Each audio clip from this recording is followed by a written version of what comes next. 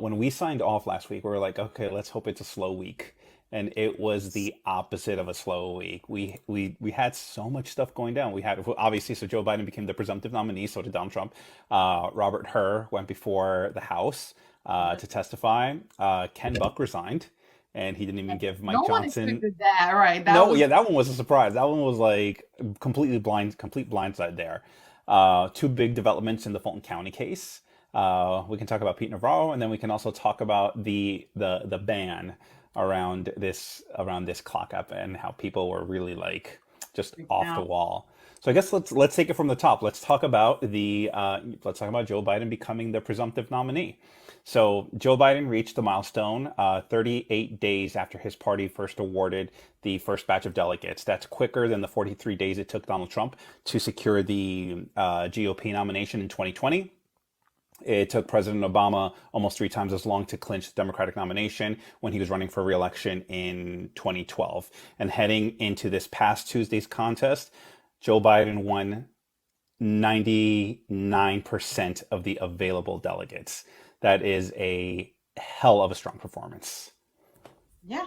I mean, we could have told them that like, months ago, but they wanted to, pretend the media, when I say they, I mean the media, pretend as though Joe Biden was challenged in some kind of way by Dean Phillips or Marianne or, some boogeyman that we don't know about. Like there's always been some kind of thing, especially with these damn polls, where the polls were saying that he was too old and people didn't want him. And then we get to the actual primaries and it's like, oh snap, people actually do want him.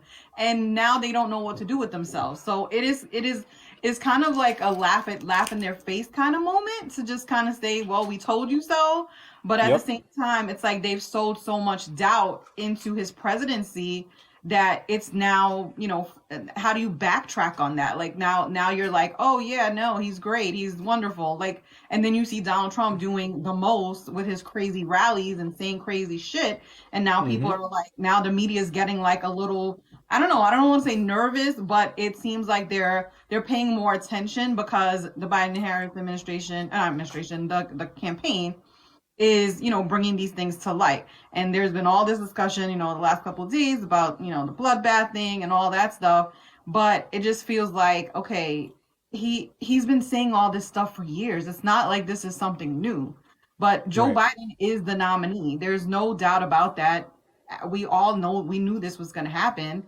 The whole idea that he was not going to win or he was going to, end up like being replaced in this whole conspiracy theory with Gavin Or that Newsom. one of these folks were going to present like a serious challenge to Yeah, him. Like, all of that stuff. It's like, come on, like let's be real, guys. Like we need to stop this nonsense.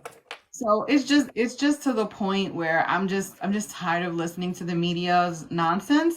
And if they don't wake up and start, kind of saying the risk of Trump, has impacts on them. I mean, if there's yep. an impact to them, he hates the media and he manipulates the media. And so, it's kind of frustrating to watch it all play out, but maybe they'll come to their senses now that it's actually a one-on-one race. And I'll say that, I mean, in the 12 contests, Joe Biden's voter percentage was like 80 to low 90s.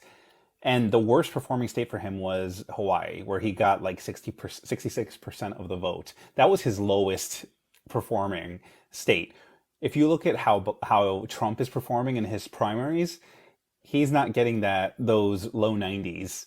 Right. He's not. When Nikki Haley was in the race, he wasn't getting that. Nikki Haley was pretty much securing like that 20 to 30, almost 40% of folks. So I mean, folks really need to like start paying attention to what was happening on the ground because Donald Trump really is a. I always kept saying he's a fatally flawed candidate, but everyone kept acting like Joe Biden wasn't the one that was showing up with the strength, with the numbers behind him because he was.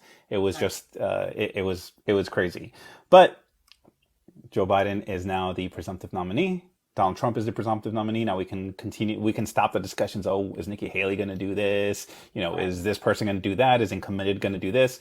And by the way, Dean Phillips and Marianne Williamson, when you put their total delegates combined, I have as many delegates as they have. Yeah, all of us do. And I didn't even run. Yeah, and I Yes, didn't even run. we have. They So haven't. I mean, uncommitted has more than more than them. exactly. Uncommitted has more, which is Yeah, crazy. it's just silly season. I mean, and the other thing that we have to talk about is money, right? I mean, Joe Biden raised. It came out this morning that he raised $54 million in February. Donald Trump is not doing those kind of numbers, and the RNC is broke. And we saw the takeover that's happening there with Laura Trump and this new guy. And basically, it's going to be, I call it the TNC now. It's the Trump National Committee, because Hmm. that's basically what it's going to be. I mean, they're not keeping it a secret. They're saying that all the money is going to go to Trump. So if I was a Republican, and as you see, they're leaving. Like you said, Ken Buck is leaving. I'm sure he's not going to be the only one to leave, because these people know that they're at risk now. And what's the point? They can't get anything done in Congress. Like, it is a mess.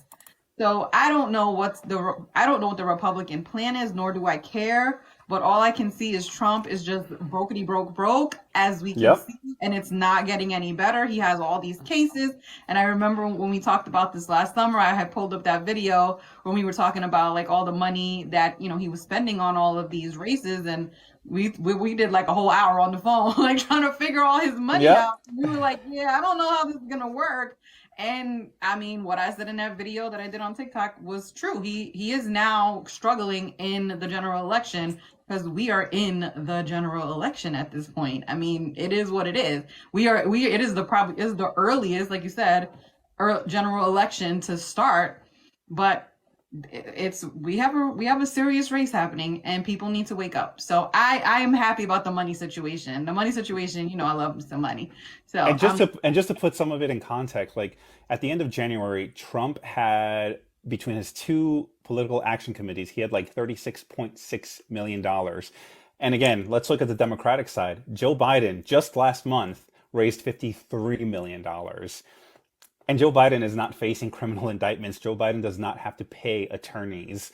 So And we're that's just the money that he has in his coffers, not even the DNC money that is right. available to him. So Exactly. I think the cash on hand was something like, I don't know, like 150 something or 150. I don't know. It's in the hundreds. And what was So the RNC? The RNC was like 15, was it? they're like the last report they had like 9 million. So I mean, they're broke. I mean, and then they're talking about like making all these changes, and they need to take a credit line. Like there is a lot of shady stuff happening over there. Yep.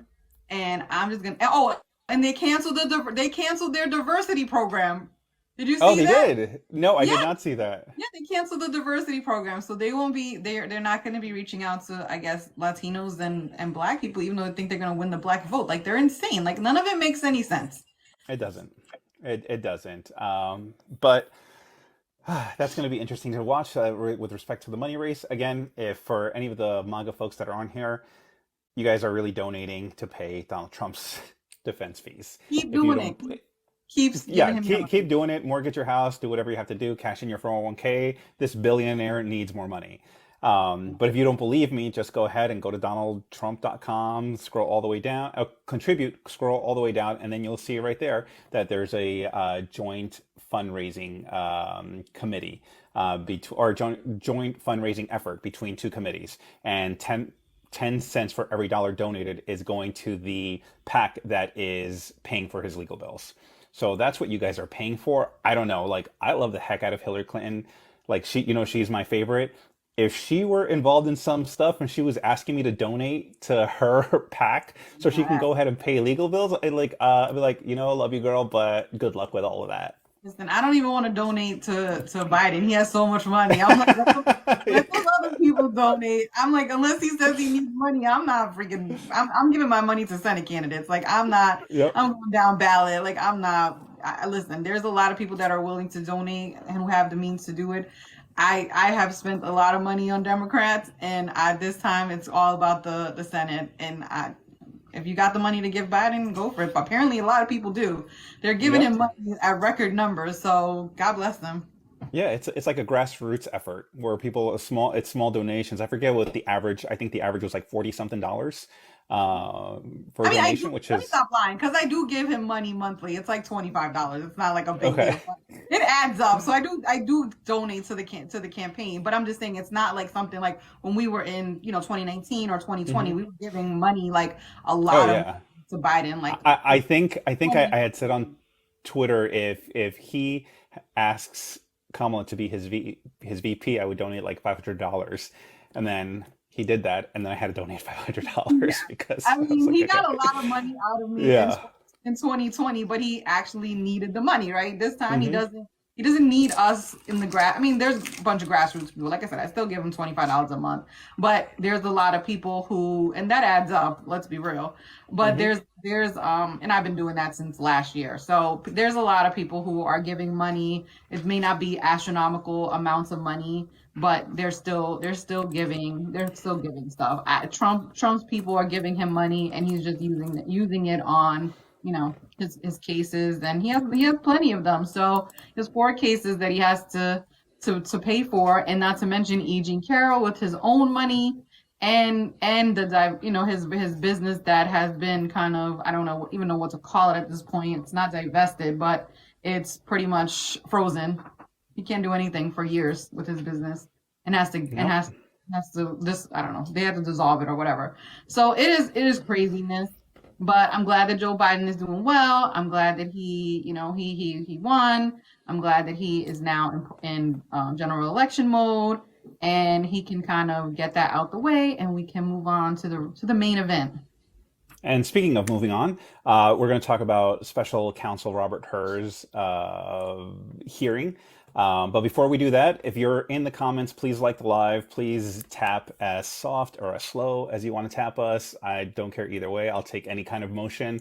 I'm good with fast. I'm good with hard. I'm good with soft. I'm good with slow. However you want it, whatever rhythm you want to go, just keep tapping. And if you want to make me feel even better, 2 fingers is always better. So just double tap with 2 fingers, and you're just gonna send shivers down my spine if you do Oh it. my So thank. God. It's almost- All right, so let's talk about Special Counsel Robert Hur. He went before the House to discuss the report that he released, where for the first time in our country's history, the target of a special counsel investigation was not indicted. So Republicans were trying to get Robert Hur to give his seal of approval on calling Biden senile, but he didn't take the bait to his credit. When he was asked by Rep. Scott Fitzgerald if he found that the president was senile, Robert Hur said, I did not. That conclusion does not appear on my report. And there was a lot of back and forth between Democrats and Hur and Republicans and Hur. But I think one of the more interesting moments of the hearing was when Adam Swalwell came out at her, and he basically highlighted the fact that there was something in the original transcript when he was interviewing Joe Biden that never made it onto the report. Robert Hur described Joe Biden's memory as quote unquote photographic. And by the way, I'm not just taking his word for it. I went into the transcript myself, so feel free to go into it. If you just Google like Robert Hur transcript, it should come up. I think one of the first hits is an MSNBC link, but they have a link to the script transcription of that interview, and it's on page 47. So feel free to look at that. Page 47. It's like the last thing that Hur says, I believe.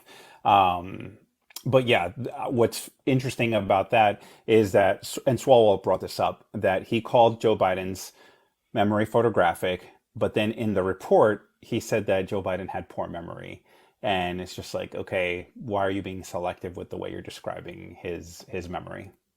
Yeah, I mean, listen, the hearing was what it was. It was anticlimactic. I think that I knew the 3 people that I expected. I said it before they got started. I was like, I looked at the people that were on the Judiciary Committee. I'm like, okay, Schiff, um, Ted Lieu, and Swalwell are gonna go in. They're back. They're gonna be back to back, and they're gonna go off, and they're gonna have their receipts. I was happy that we had the chairs, so Jamie Raskin Hmm. and Jerry Nadler both were there. Jerry Nadler's over the Judiciary, and Jamie Raskin's over the Oversight Committee. And I appreciated the fact that they compared and contrasted between Donald Trump and Joe Biden, in terms of their memory, in terms of their speeches, and kind of showed that they are not the same people. And Donald Right. Trump, for as much as Hur tried to come for Joe Biden, Donald Trump is not in a better position in any way, shape, or form. He is an old Right. man who can barely put a few sentences together. So I thought it was interesting how they kind of spun that. The hearing itself, I'm going to be honest. After a certain point, I was so over it. I was like, you know what? Yeah, I'm done with I this. agree. I can't listen to this foolishness anymore. Like, yeah, like I said, the swallow part was really for me the most interesting thing, because I know there were a lot of overtones over around the election. There was a lot of partisanship going on. So it was just like, okay, like it was clear what was going to happen. Yeah. After shift, I was done. I was like, you know what? I've had enough. I don't care about what the rest of these people say. We got what we want. Actually, after Sheila Jackson Lee, she kind of got him to admit that, that Biden was exonerated. I mean, he did nothing wrong, and Right. all this going around in circles, wasting time with this report. Fine, that's what they want to do, but the Republicans got nothing out of that hearing, as they typically do. There was nothing new that came out of it. I'm glad the DOJ released the transcript, and we got to be able to see what was being said. I think the most annoying part of that whole entire day was just people just going at Merrick Garland all day long. I'm like, how does this help Biden? Like, this is not helping. You have to understand how this report came about. And again, I know people don't necessarily understand process. So if you look at it, what happens is he wrote the report, he sent it over to OLC, and OLC looked at it to basically determine if there was any classified information in it.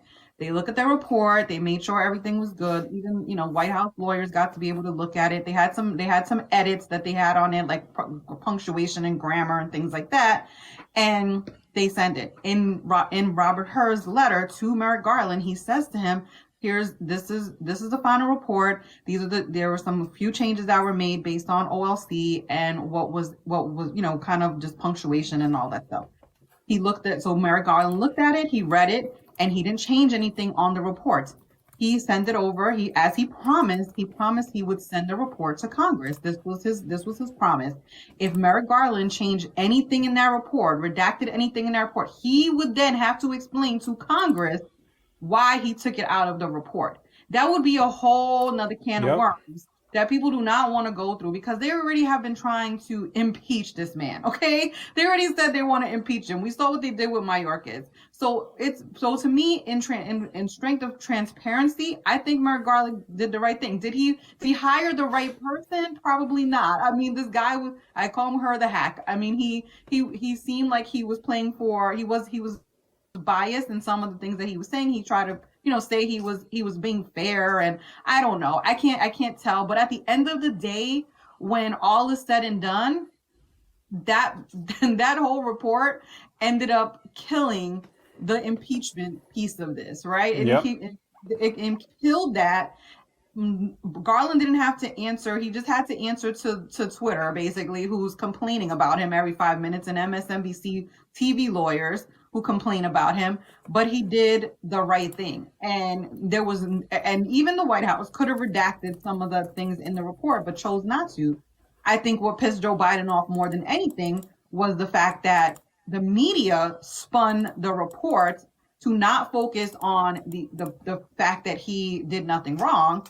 They went to the fact that he was old. They went to the fact that about his memory. They went to the fact of his son, and they tried to make it something that it totally wasn't. At the end of the day, Biden was not charged with anything. So Right. And it doesn't matter what you want to say. You can believe whatever you want. Was Biden guilty, not guilty? Did he do something? Did he do something wrong? It doesn't matter, because he wasn't charged, and there's never going to be a charge. This is a case closed. Get the gavel, knock knock. It's done, and we're done. It's over with. Now move on to something else. Crazy ass MAGA. Like, get over yourselves. yeah, like I saw Steven in the comments, by the way, saying, well, Robert Hur said he wasn't exonerated. Right, he said he wasn't exonerated, but he also said that he's not going to indict him, because there wasn't sufficient information to charge him. So I mean, we can talk about it if you want to talk about it, but I mean, Robert Hur did what he had to do. He He didn't was see exotic. that. I mean, at the end of the day, he was exotic. He didn't wasn't charged. If you Yeah, don't get he charged, wasn't. Well, yeah. yeah, So the def. Okay, so I just looked it up because I just want to give you the I just want to give Stephen the definition. So it absolves someone for blame or fault of wrongdoing, right?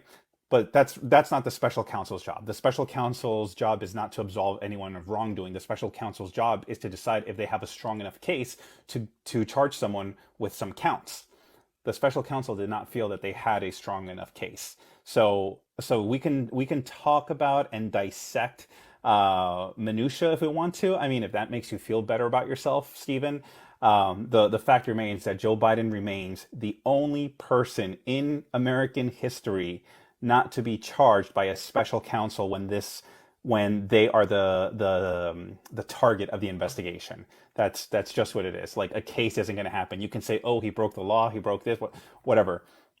Like we know between the two cases, we know Donald Trump had documents. We know Biden took documents. We know, and that's where that's where the similarities end. Biden voluntarily came in and spoke to Robert Hur. I think it was for 5 hours, if I'm not mistaken. It was 5 hours over 2 days. And if you look at the transcript themselves, the transcript says Robert Hur wanted to take some breaks. He's like, oh, can we take a 10-minute break? And Biden was the one that was like, no, I can keep going.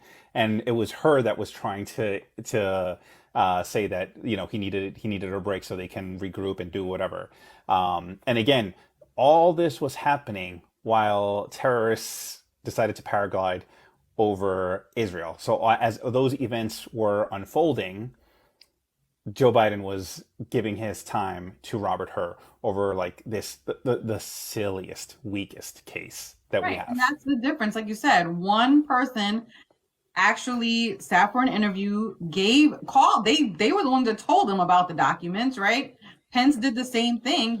He also wasn't charged because there was nothing. I mean, it's ridiculous at this point. I'm so tired of hearing about documents, but Trump actually didn't cooperate. That is why they gave him multiple opportunities So many cooperate, and he opportunities. chose not to until they had to Yeah. send the FBI in there to get the documents because he They did had not to turn it raid his over. house. They had to raid his home. Exactly. I mean, and that was like pulling teeth too, because the FBI didn't. They were trying to give him as many chances as possible, and he Yep. refused.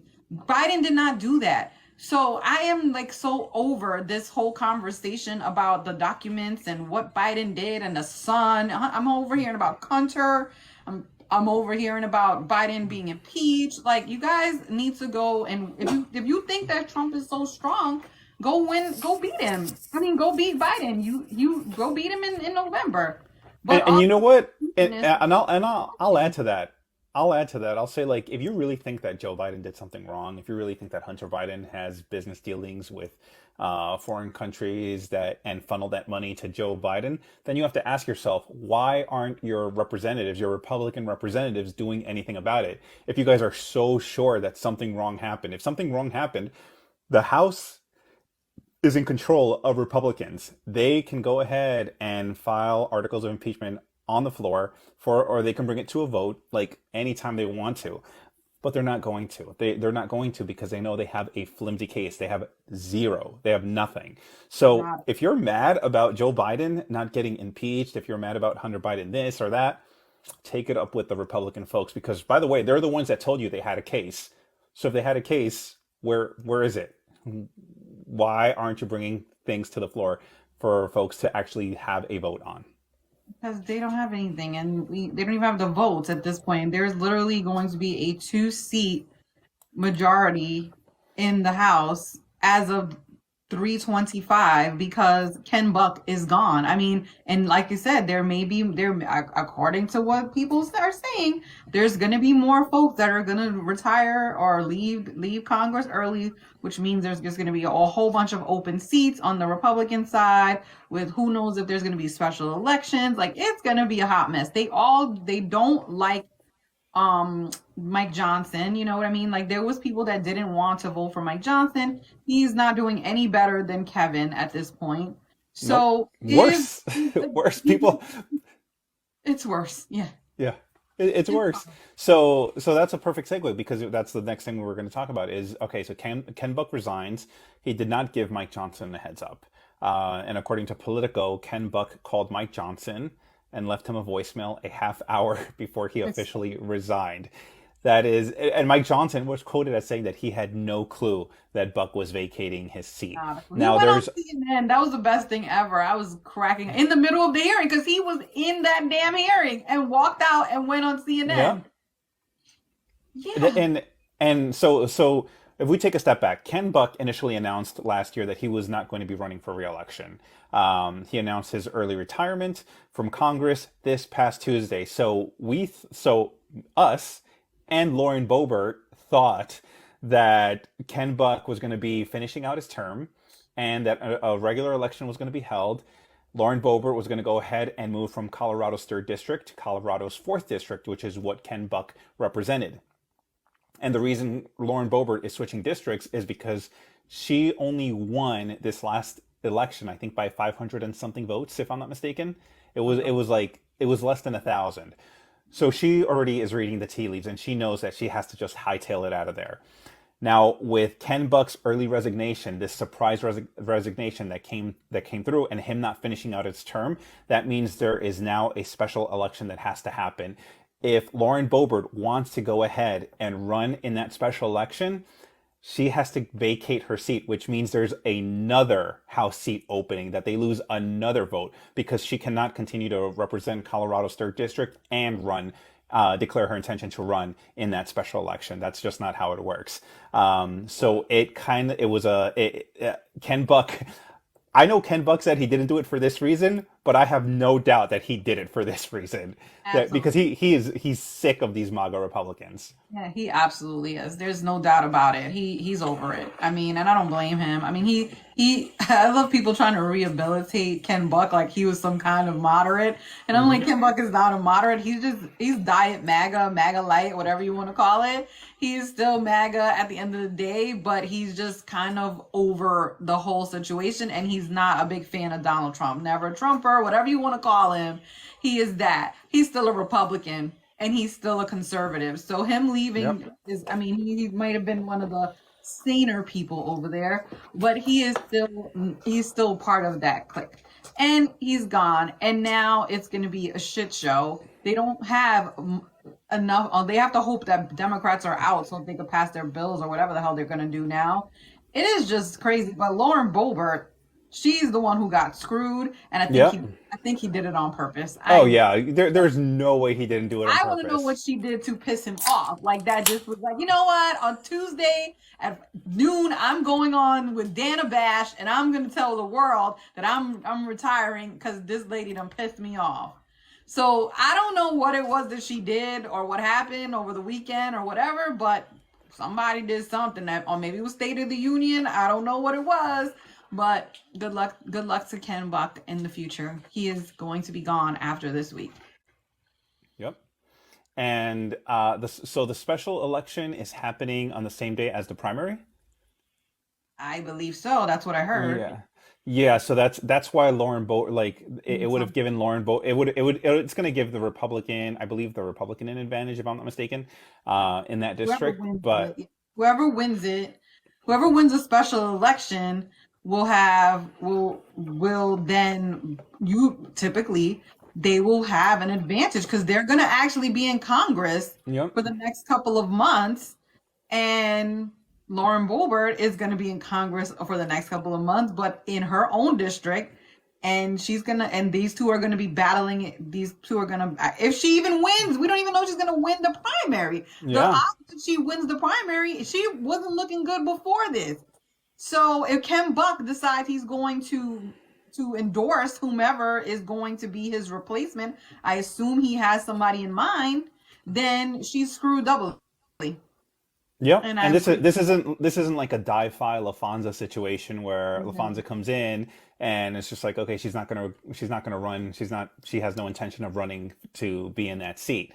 She was a seat filler basically. Like that's not happening here. Whoever is going to be running, whoever declares their intention to run for this seat now, they're in it to for the long haul.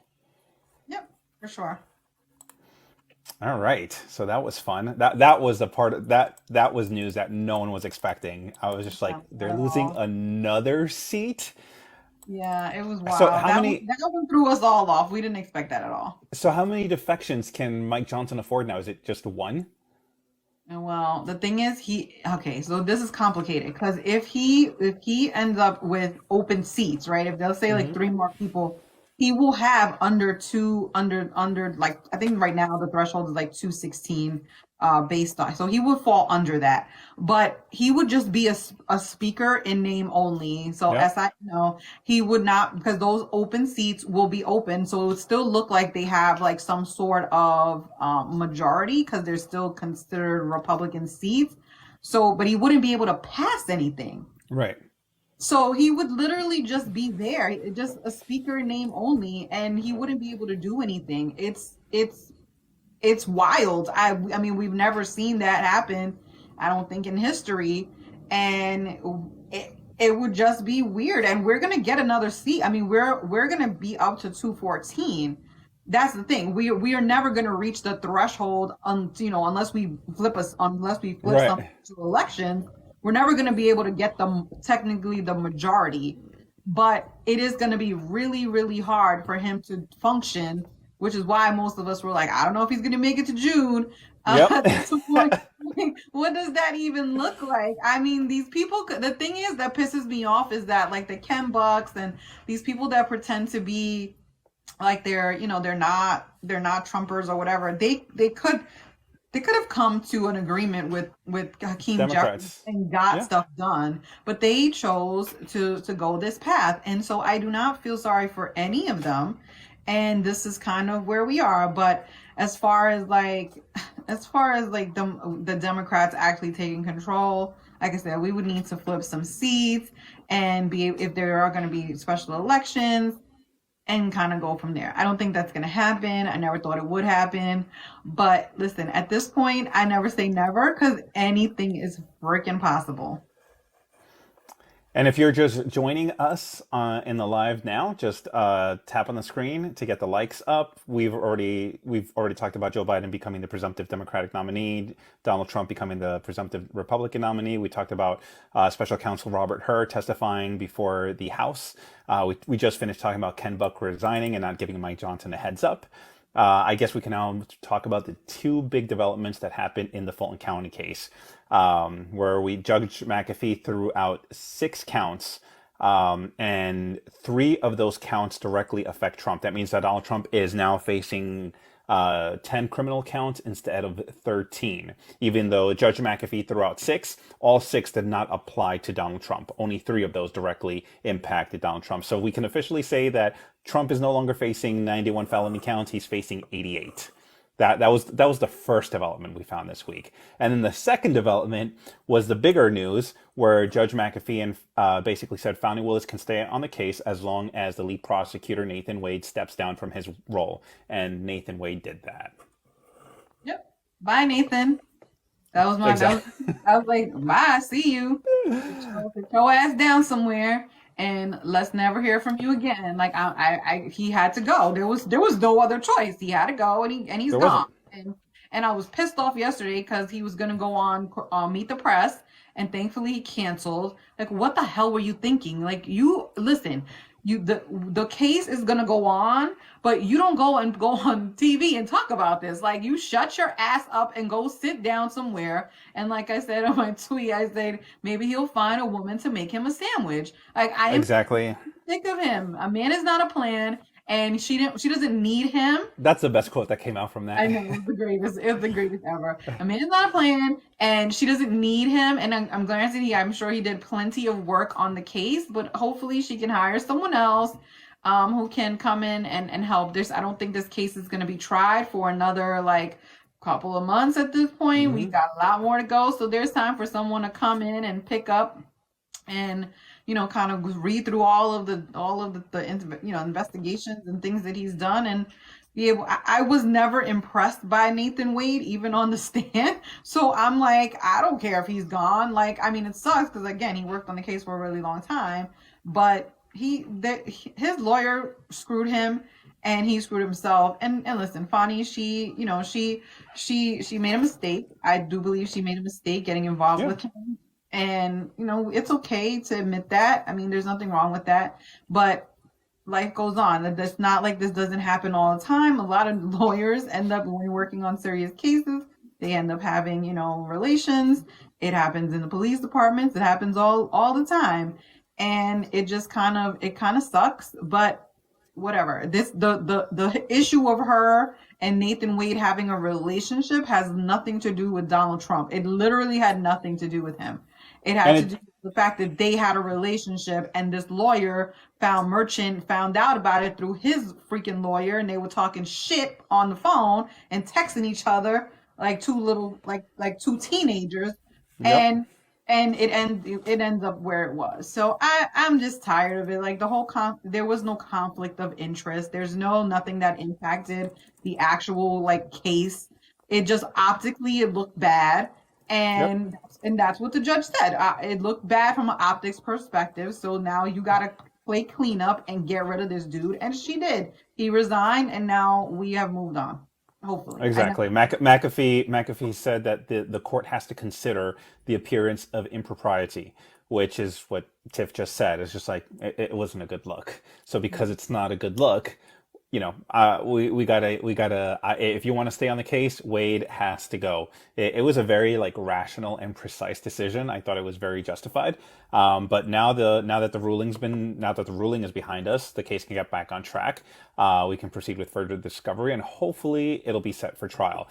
I will say that I hope no one is expecting for any of these trials to save democracy or save us from Trump.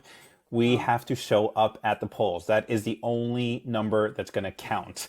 Like these court cases are going to happen eventually if if Trump doesn't end up winning the election. So these cases are going to happen regardless. But if you think they're going to happen before the election, I wouldn't place my bet on that. We just have to make sure we show up on election day and make sure we beat them the right way. Yeah, no, I don't think anyone should expect that cases will be actually to trial before then. I know, obviously we're still waiting for, I mean, Alvin Bragg's case got moved 30 days from I think Wednesday when they made that decision, so like April 15th, or maybe it was Friday. So yeah, it was like April 15th, the 30 days delayed. We were supposed to get jury selection actually starting on Monday the 25th. That's been delayed now so they can review all these documents, which once again, people were blaming Merrick Garland because SDNY didn't hand over those documents that they should have until the last minute. And I'm like, okay, you think that Merrick Garland, who runs the entire DOJ and the FBI, including the FBI, is sitting around saying, "Hey guys, let's make sure the documents get over to the Manhattan DA." Like this is not stuff that happens in real life, but this is how people think that things work. Damian Williams runs SDNY. If he whatever the reason was that they didn't give the documents and then now turned over the documents, I don't know. They need to go talk to Damian Williams and leave Merrick Garland alone. Like he doesn't have a real job that he has to work on. He's not focused on these cases all day long. That's why he put people in charge of them. I am over people complaining. They need to stop freaking complaining. And it's like the Merrick Garland bashing is exhausting on Twitter. They complain about him way too much. It's like they need a scapegoat for all of this. People telling me, "Oh my God, it's taken so long. He dragged his feet with charging." I'm like, okay, we're getting a special counsel. I'm like, if you actually took the time and read the timeline, like I read the timeline and actually, spelled it out from the time that he was he was confirmed to the time that Matt Graves, people don't even know who Matt Graves is. Matt Graves was the person who was investigating this. He is the DC attorney. Like he is the person that was in charge of this investigation. There was a lot of things that happened in between, and people don't understand this. But of course, they listen to, again, TV lawyers like Ellie, who screams at the top of his lungs, and Yep. Andrew Kaufman, and all these people that swear and think they know what's happening in DOJ, but don't. So I have sent that timeline, and I'm so Andrew Weissman is one of those. yeah, he's the hair on fire kind of. He's a hater. Yeah. He's a hater. He was hating on Fonny too. It's Yep. just like, dude, shut up. I think people just get on TV and they don't know how to act anymore. And I get it. People want Trump to be punished, but at the end of the day, cases like this take years. Fonny Willis started her investigation in I think February of 2021, right after the election, after that damn phone call. And which is funny because the phone call piece of it was the part that they actually said was, no, can't be charged for that. But there is a whole lot that had to happen in between that time, and it did. And people don't have patience. I get it. It's something that you can't have patience for because you want Trump to be in jail. But it's also the judiciary system, the courts that are involved in this, because look at how much Eileen Cannon has bullshitted her case. Yep. She has delayed that shit. Like that was the second case to be there was an indictment for. The first one I will never forget. It was on my birthday, which is going to be not this weekend, but the next weekend, on my birthday is the 30th. And on March 30th of 2023 was when Donald Trump got his first indictment, which was Alvin Bragg's case as the Manhattan DA charged him, for the Stormy Daniels, fraud, whatever the hell the charges are on that one. So it has taken a year and probably a little bit more Falsifying business records. yeah, Sorry, I just had so to. that will be, now that may end up being the first case because of the way that the court system works. I mean, it is what it is. I don't know what people want to make. You can't make the court system move quicker. There's delays and appeals and then now he's got this immunity case. Like there is so much shit that he is putting the judiciary system through the ringer because he knows how to, how to bullshit. He knows how to bullshit through. Yep. And I guess we can talk about the ban on the app because I know that was everyone was speaking of like not being able, not acting right. The when the House passed that bill, folks were losing their minds. And for me, it's just 2 points for me. For me, when it comes to the ban on this app, it's just like, okay, we've been through a lot of stuff that's been offline. Napster isn't around anymore. LimeWire isn't around anymore. AOL, like, not a thing. MySpace, gone. Something will take its place if this happens not to get sold, and if it goes, and if it gets removed. My second point is China won't allow American social media company apps to set foot in it for the very same reasons. Why isn't there that reciprocity there? So, I mean, if it's good enough for them, it should be good enough for us. Yeah, no doubt. I mean, listen, the whole TikTok thing is ridiculous because people don't even understand the civics of it, and I think that's what I try to explain in my video. It only passed one part of the Congress, which is the House, and it still needs to go through the Senate, which I don't even know if it will. And listen, if that's the case, I feel like the thing that people said they voted no on the bill for is not because they don't think TikTok should be sold. Many of them were saying they think that it actually should be, the bill was pushed through too fast. So what that tells me is that the Senate needs to basically reevaluate the bill. And once it's looked at, there's probably going to be another hearing. The House had a hearing on it. I don't believe the Senate has had a hearing on this.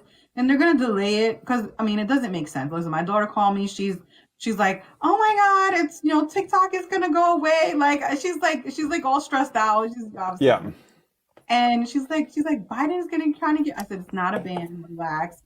And it would take like 5 or 6 months for them to have to sell it. But think with Mnuchin coming up saying that he wanted to buy TikTok, that kind of killed the whole deal. Yeah. Whatever. The kids were freaking out. I kind of laughed at them because I'm like, you guys are always freaking out. They freaked out about it when Trump tried to do it a couple of years ago, and I think their argument was mostly, the Congress can't get anything done. Yeah, we know that. How could they come together for this one thing, but they can't do housing and homelessness and all gun violence. Okay, I get it. But the reason that we were able to do this is because Republicans actually wanted this. This was their bill. And Yeah. so Democrats, kind of went along with it. What the hell else do Republicans want? Nothing. Right. Nothing. You don't care. This was one thing that they wanted. So we went along, a lot of Democrats went along with it. As for the rest of the stuff, they ain't going along with that shit. So that's what it is. No. And then what's his name? Representative Jackson, is it the one that's popular here on TikTok? The white dude. Jack, He speaks. Yeah. What's his name? He. Let's see. I Is it don't know. Jackson? Jeff Jackson. Jeff Oh, Jackson. yeah, yeah, they were going at him. Yeah, they were going at him because he basically like got his whole reputation on here. Thank you, Dagny, Texas. Thank you, Karami. Yes, it was Jeff Jackson, and people like were raking him through the coals because they were like, "Hey, bro, you voted for it, and you basically like started your whole career here." But he was trying to say like, "Look, there's legit security concerns here. That's why I voted for it." So I mean, I don't know. It was just it was a lot of hysteria. Like the last time it was, I thought it was hysterical. I think what was it? Donald Trump wrote two executive orders Yeah. to try to ban it, No. and Yeah. now he's trying to turn back and say like, oh, I don't know because it's going to make Meta a more powerful. I Make was Facebook like, powerful. Is okay, he yeah, still? Is because is he still like I'm not banned. banned? Yeah. Is he still banned from Facebook? I think so. Yeah, that's I think probably he is. that's why Yeah, he's mad. I think one of his yeah, donors also has some affiliation to TikTok as well. I listen, the kids, I get it. They love this app. They're constantly on here. This is where my problem with TikTok is that people get their actual news from TikTok without reading real news. Like they trust so many people on this app to provide them with information that they've lost like actual ability to go and Google and be able to find stuff and read articles.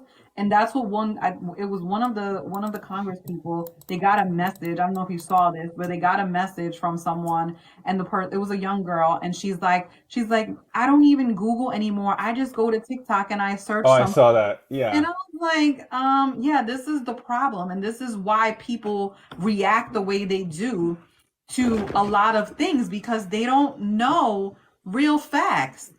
And it's hard for people like it's not, I mean, for me it's not hard. I read articles all day long, but there's people that come on here and they actually believe everything that they hear without actually knowing the truth or researching the truth.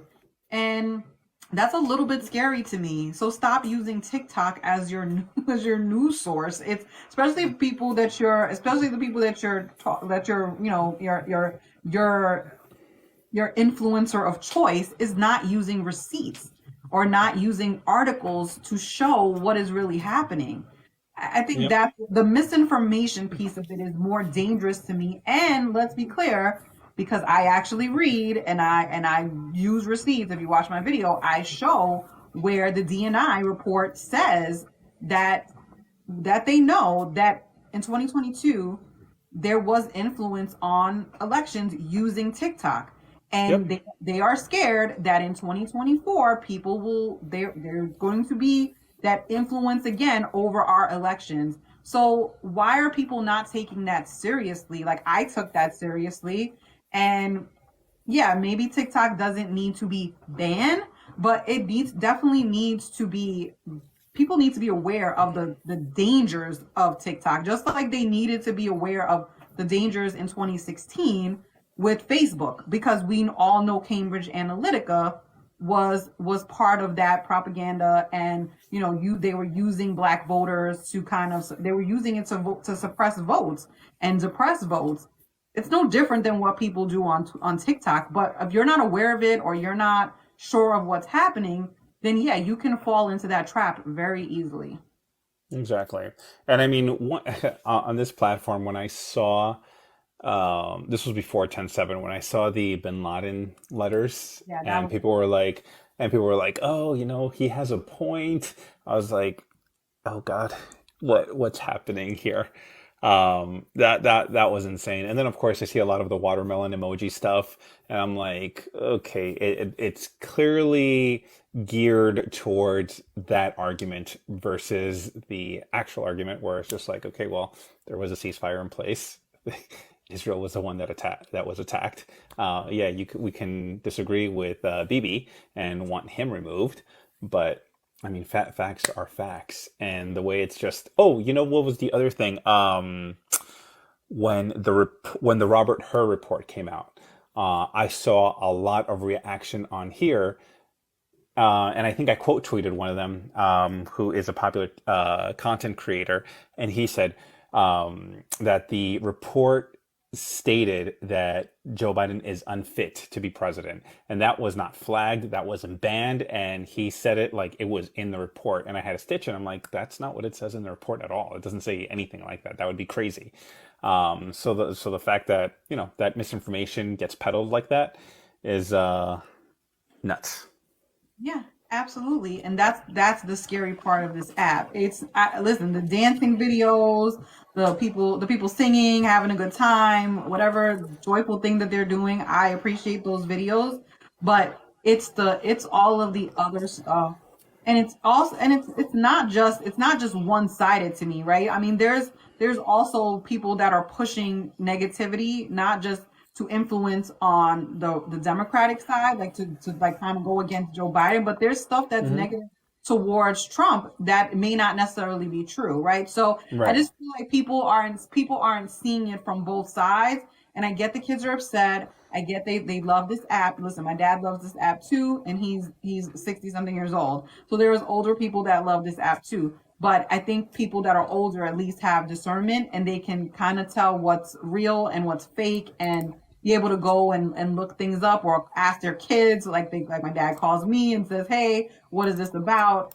And even my daughter does that too. But it just feels like it's easy to fall into, kind of a trap on here, because the algorithm is pushing what it is that once you like something, they're going to give you 25 more videos that are similar to it. And that the algorithm could get you caught up in some bullshit you don't want to be on. Right.